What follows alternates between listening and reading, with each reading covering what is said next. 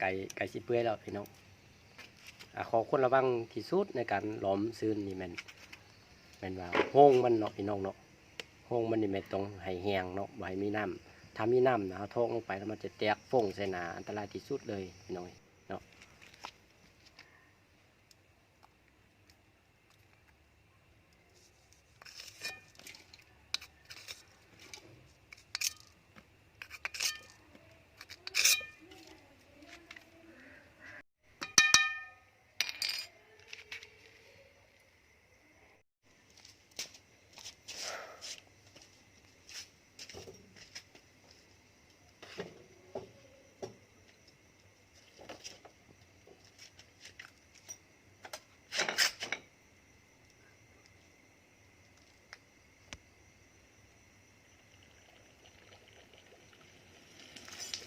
โหโคตรเดือดพ่อ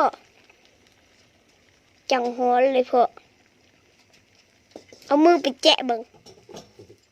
เอาบ่โหปกมือไปเดียวเอาเข้าเลยไม่เหลือเอามือแปะบึงฮ้อนบ่พัดบึงเอาบ่พอแล้วเนี่ย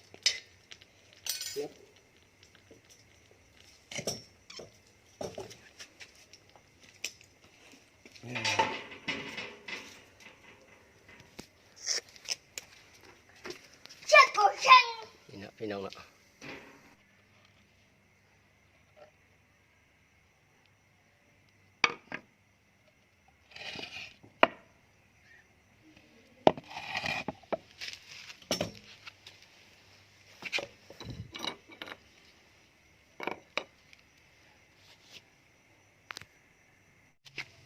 คอนงดงูดพี่น้อง นี่เนาะวัดแล้วมันก็สิได้หน้าตาประมาณนี้พี่น้องนี่เนาะใส่เองแบบหวานๆเนาะพี่น้องเนาะ